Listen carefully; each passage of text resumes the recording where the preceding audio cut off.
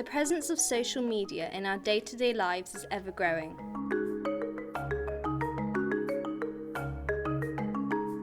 Instagram, Facebook, Twitter. None at all. I'm too old. Many young people have a strong relationship with their phone. But what is the impact of this? It can hinder because it sort of distracts you from things that maybe more important, like working and homework and things like that, and it can be quite time consuming. and from the amount of time I actually do spend on the app itself, in my own time, it could make me quite isolated, I guess. Yeah, I think it can be quite toxic. It's quite isolating. I'll just sit there on my phone for ages and not talk to any of my family. My daughter doesn't interact at meal times because she's on a mobile. There's a time and a place. 80% of time spent on social media happens on a mobile phone. But parents are becoming increasingly concerned with how often it interrupts daily interactions and activities.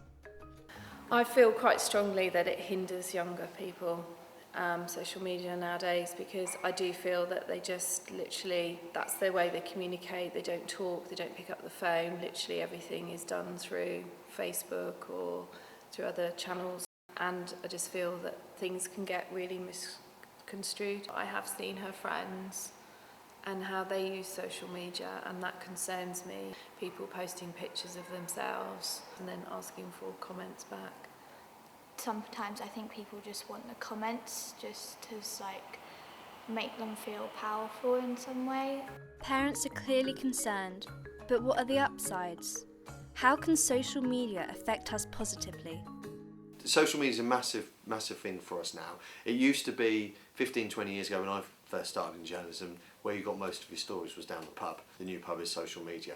All over our newsroom we have screens which take from various different hashtags, and that's a massive breaking news tool for us now. Facebook is really good for getting an idea where people's views are at. So they're very, very different in what they bring us, but both are equally important. And obviously social media can be misused. It can be a tool for pushing fake news. In the wrong hands, I think sometimes social media can be a tool for bullying. I think almost that sort of ganging up on people just because your views are different from someone else. I think it's brilliant, clearly, as a way to have young people's voices to be heard, and not just in this country but across the world. But I do think that actually, if you're not in a good place, Facebook can create this sort of image that everyone else is in a good place. Social media is an effective source of information that impacts our daily lives. So how harmful really is it? It's not a new thing necessarily. It's just a manifestation of a particularly human trend, but in the digital world.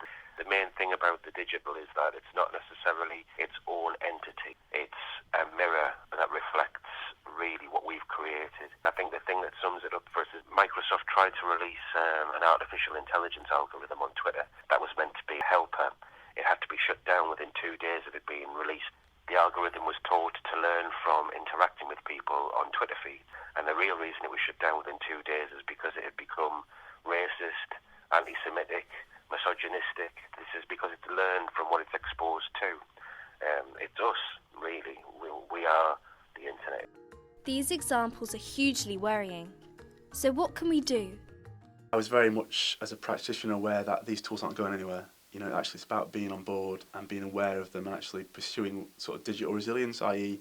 making sure that if something goes wrong on social media, perhaps the supportive relationships are there to help that young person kind of deal with that. And I think it's just important to recognise that, my generation didn't have this sort of thing. So it's new to us, and we're learning how to adjust. You don't learn to ride a bike without a stabiliser. You have stabilisers on, you're then taken away, and hopefully somebody will hold the saddle for a little while until you get going. So we need to enable young people to have their own inbuilt web filters, if you like, that actually help to mediate kind of the toxicity which happens online.